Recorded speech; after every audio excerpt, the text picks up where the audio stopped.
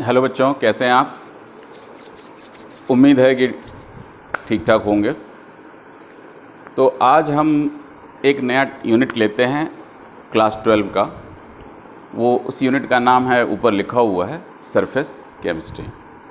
Surface chemistry में हम ऐसे फिनोमेनन को स्टडी करते हैं, ऐसे फिनोमेना को स्टडी करते हैं जो सरफेस पे होते हैं। Some are like corrosion occur at the surface. अगर आप इसको देखें, इस मेटल को, तो इस मेटल के सरफेस पे ये ब्राउन फ्लैकी सब्सटेंस फॉर्म हुए हैं and this is called rusting. So corrosion is a phenomena occur at the surface. So those phenomena which occur at the surface we study under this surface chemistry. Another phenomenon is the electrode processes, or the processes occur at the electrode surface. So some other examples are also there. Heterogeneous catalysis, platinum के surface पे nitrogen hydrogen आके इकट्ठा होते हैं और वो आपस में रिएक्ट करके अमोनिया फॉर्म करते हैं। So platinum work as a catalyst and this is an example of heterogeneous catalysis as I discuss in the previous chapter, that is a electrochemistry. Some introduction are there about the heterogeneous catalysis और homogeneous catalysis. Crystallization, dissolution, these are some phenomena occur at a surface. So in this current unit, that is surface chemistry, in this unit we confine about the processes occur at the surface. So the first process I am taking here, okay, one thing I want to discuss. Can we get ultra clean surface of metal और anything? कोई भी material है उसका ultra clean surface हम प्राप्त कर सकते क्या? या हम लैब में जो ये रख रहे हैं, यूज़ कर रहे हैं वायर गाज, आप देखिए ये स्टील का वायर गाज है, ये एक हम कहें अल्ट्रा क्लीन है, साफ़ ही लग रहा है मुझे तो, अब थोड़ा धुल दें, थोड़ा साफ़ कर दें, वॉश कर दें तो ये अल्ट्रा क्लीन हो जाएगा. नहीं, ये अल्ट्रा क्लीन नहीं हो पाएगा, क्योंकि मेटल के सरफेसेस पे या किसी भी सब्सटेंस के सरफेस पे एक चीज़ तो मौजूद होता है, वो होते हैं gases. Some gases are stick with the surface of. आप कहोगे नहीं इसको हाथ से हटा दें, तो हाथ से रिमूव करने पे रिमूव हो जाएगा, लेकिन some other gas molecule occupy that position, that vacancy. तो कभी भी कोई सरफेस खाली नहीं होता है. अगर हम अपनी बात करें, माई सेल्फ, योर सेल्फ, हम अपनी बात करें तो हमारे ही चेहरे पे चारों तरफ, शर्ट के ऊपर, बालों के ऊपर गैस के मॉलिक्यूल आकर के स्टिक हैं. वो अगर छोड़ रहे हैं अपनी जगह को तो दूसरे मॉलिक्यूल आके उसकी जगह ले रहे हैं. हम हमेशा गैसेस से घिरे हैं, तो हम अकेले नहीं हैं, ऐसा फील करिएगा. हमारे साथ गैस के मॉलिक्यूल हैं, वेदर इट इज़ लिविंग और नॉट. तो अल्ट्रा क्लीन सरफेस जो हमें मालूम चाहिए, अल्ट्रा क्लीन जिस पे गैस के मॉलिक्यूल अटैच ना हो, उसे हम अल्ट्रा क्लीन सरफेस कहते हैं. अगर हमें किसी मेटल का चाहिए तो मेटल को हमें हाई डिग्री ऑफ वैक्यूम में रखना पड़ेगा. और आपके लिए एक नंबर का सवाल ये आता है एनसीईआरटी में, 10 to power -8 to 10 to power -9 Pascal. I am not going in detail of the what is Pascal. Simply I tell about the Pascal. It's a unit which measure the gas pressure. तो इतना low pressure, यानी traces of gases अगर किसी container मौजूद है, लगभग ये vacuum है. तो वैक्यूम में अगर कोई मेटल को रखे तो वो करोड भी नहीं होगा, करोजन नहीं होगा उसमें, और उसके सरफेस क्लीन रहेंगे, अल्ट्रा क्लीन. उस पर कोई अदर पार्टिकल जो है वो कलेक्ट नहीं हुआ. अब हम जिस टर्म को डिस्कस करेंगे या सब टॉपिक को डिस्कस करेंगे, उसका नाम है एडजॉर्प्शन. ADSORPTION, adsorption. अब एडजॉर्प्शन क्या होता है? तो मैं आपको एडजॉर्प्शन के बारे में बताऊं कि अगर एक सब्सटेंस दूसरे सब्सटेंस के सरफेस पे, कोई ज़रूरी नहीं है कि दोनों सॉलिड हों या दोनों लिक्विड हों, बस ये है कि जिस सरफेस पे एड्जॉर्ब हो रहा है वो गैस नहीं होना चाहिए.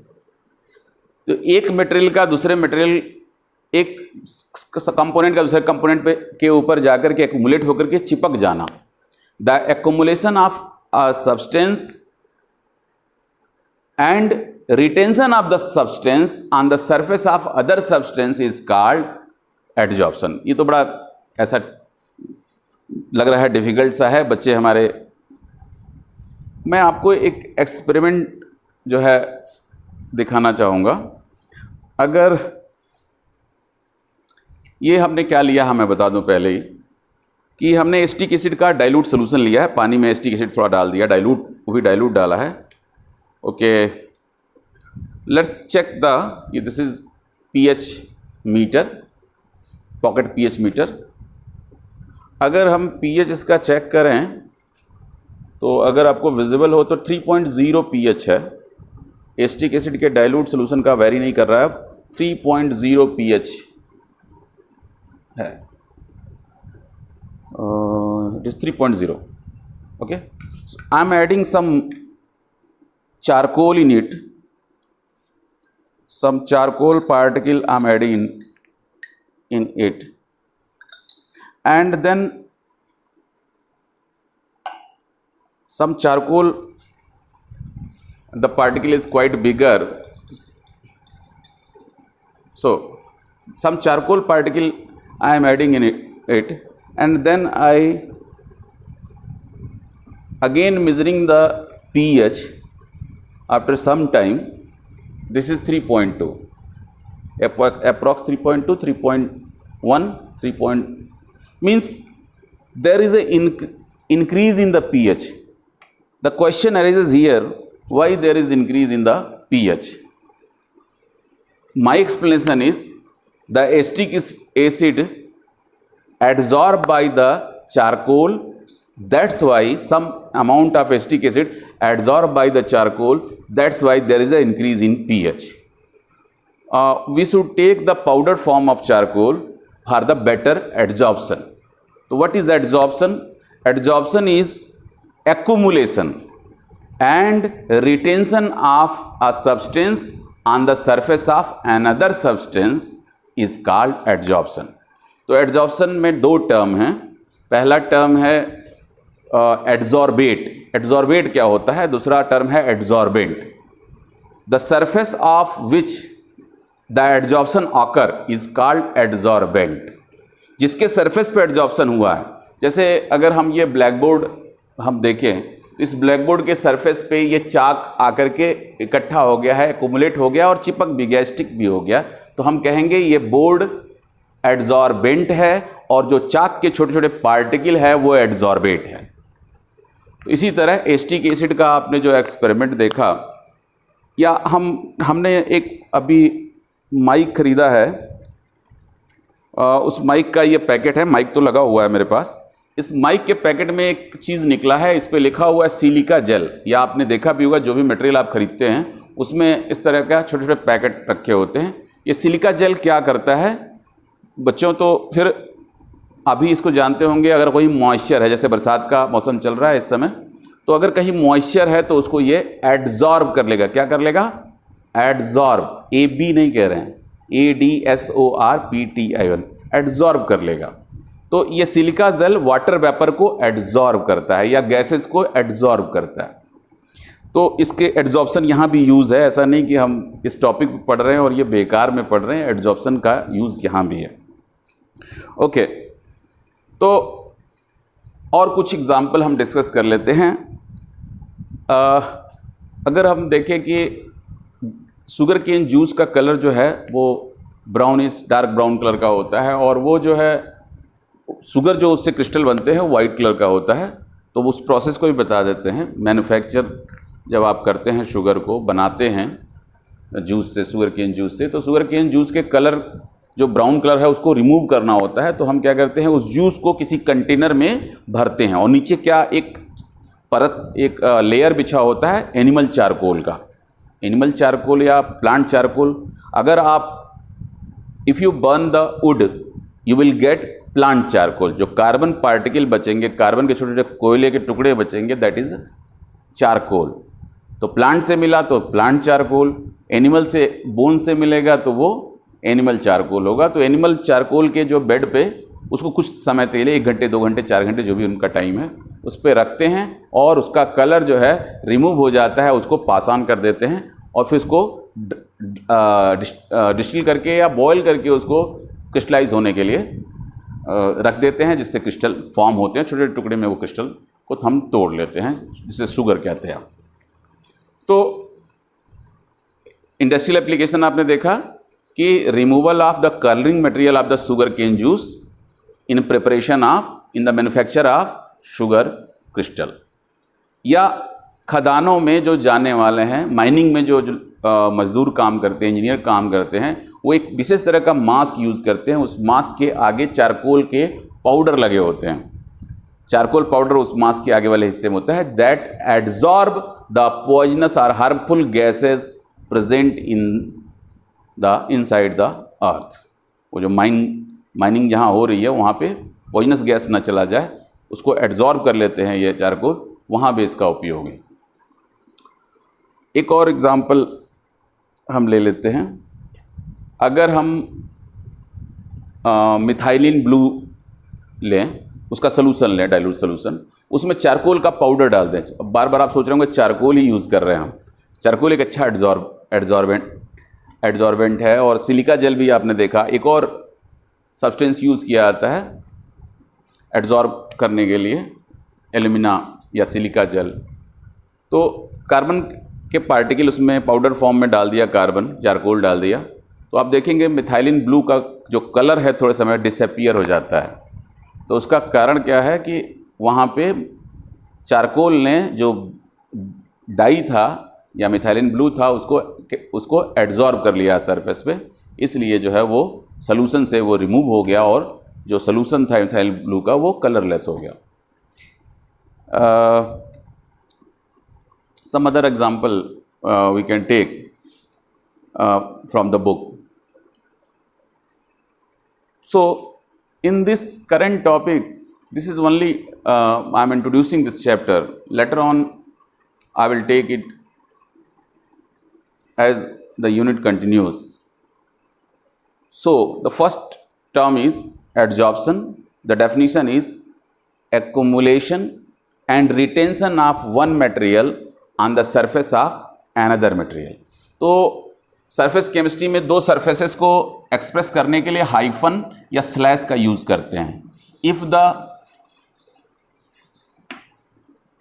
Gas adsorb on the surface of solid, so it can be separated like this or separated like this. This hyphen or slash or hyphen used to separate two interface. Let's discuss about the absorption.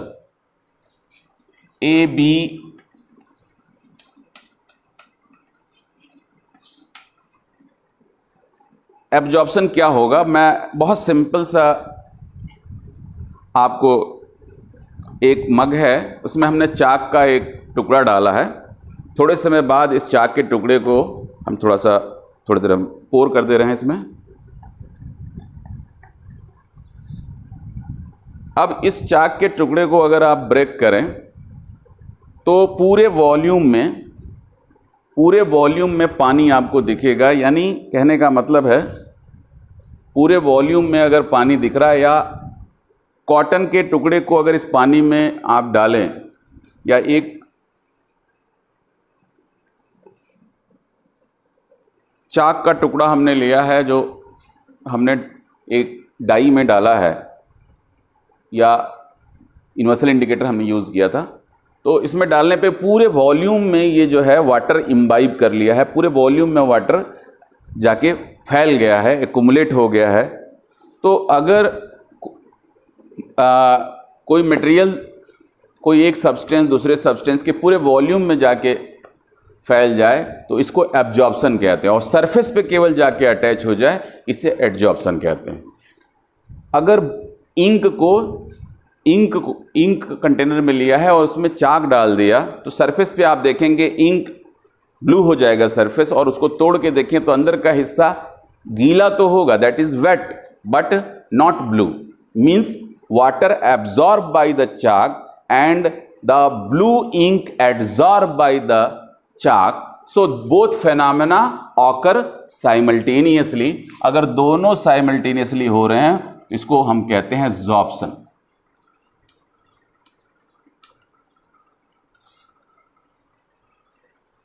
तो ये absorption एक bulk phenomena है, bulk phenomena.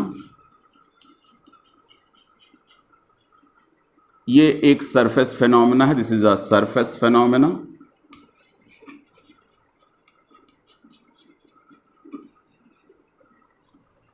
ठीक है.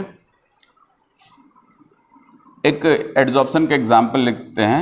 एक solid surface पे है, इस पे गैस के मॉलिक्यूल आकर इकट्ठा एक्युमुलेट हो रहे हैं और रिटेन हो जा रहे हैं इस सरफेस पे.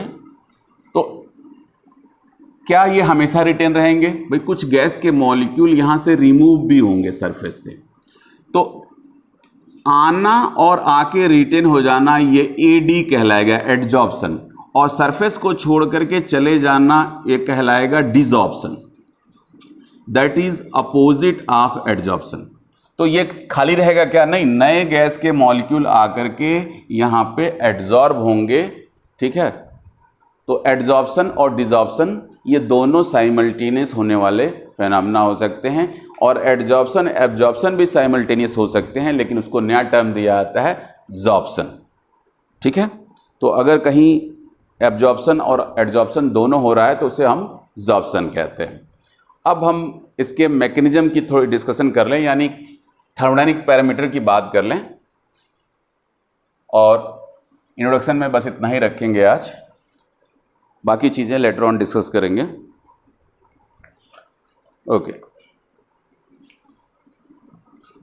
तो हमने गिब्स इक्वेशन देखा था, गिब्स हेल्महोल्ट्ज़ इक्वेशन की delta H is equal to delta G is equal to delta H minus T delta S,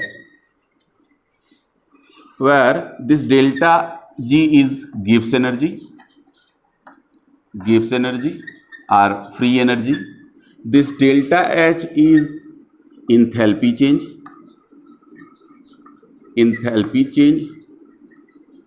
Then this delta S is entropy change in entropy or change in that is a measure of randomness, entropy change. Okay. अब हम एक example, एक hypothetical example हम taking here. Suppose adsorbate is here, that is some gases. This adsorb on a surface of adsorbent, suppose a metal, and this adsorb on a surface of adsorbent, so adsorption occur.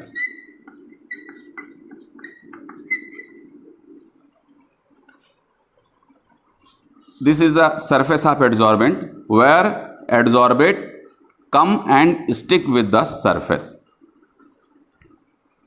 It is clear? So if the gas is free, not adsorb on a surface of any other material, that is free to move, means randomness is quite high.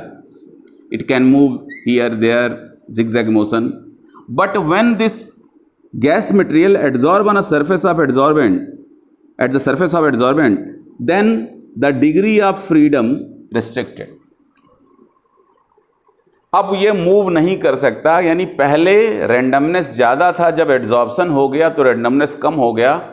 Adsorbate पहले free था घूमने के लिए, अब adsorption के बाद वो free नहीं रह गया. इसका मतलब सीधा सा है कि डेल्टा एस की वैल्यू निगेटिव होगी अगर एड्जॉर्प्शन होगा तो.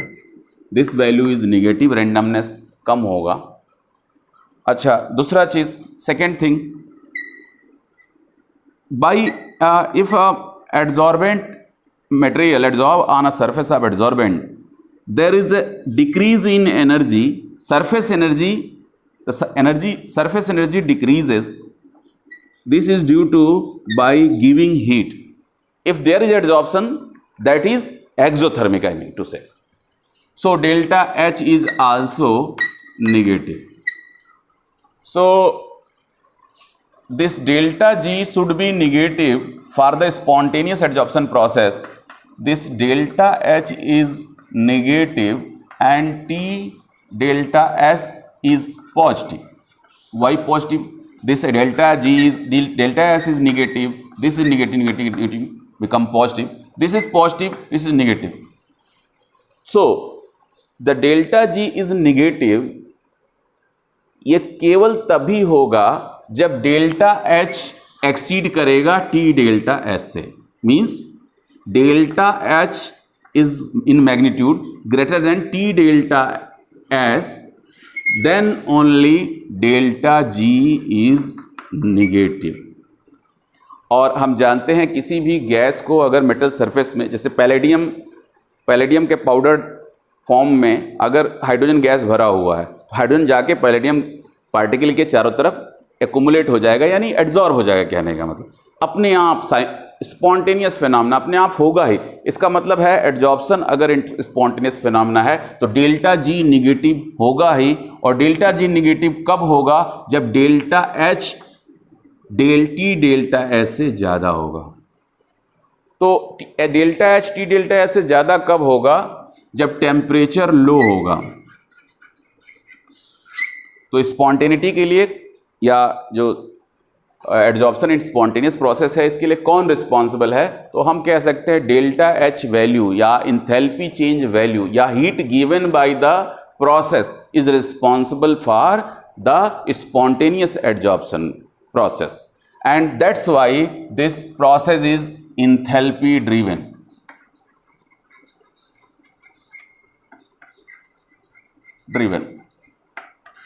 कौन चला रहा है इसको? तो इंथैल्पी चला रहा है. अगर ये प्रोसेस हो रहा है तो इंथैल्पी की वजह से हो रहा है. इसीलिए अब आप कहोगे एंट्रोपी की वजह से क्यों नहीं हो रहा है?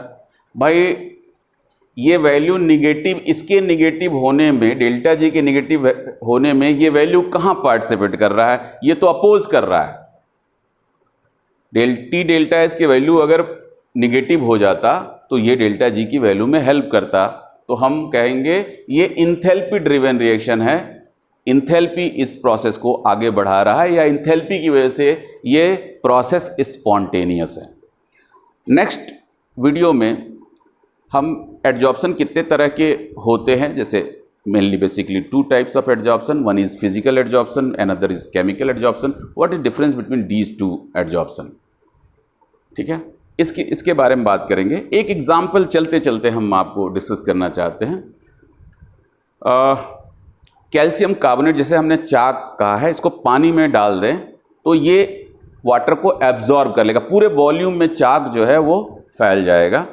अगर सिलिका जेल मॉइस्चर अगर वहाँ मौजूद हो, सिलिका जेल अगर हम यूज़ करें तो वो सिलिका जेल मॉइस्चर को एब्जॉर्ब करता है. तो एड्जॉर्ब और एब्जॉर्ब में बेसिक डिफरेंस यही है. एड्जॉर्प्शन सरफेस फिनोमेना है, एब्जॉर्प्शन बल्क फिनोमेना पूरे भाग में होगा. ठीक है, तो that's all about this introduction of adsorption, and later on we discuss about physical adsorption, physisorption और chemical adsorption, the difference between these 2. Thank you.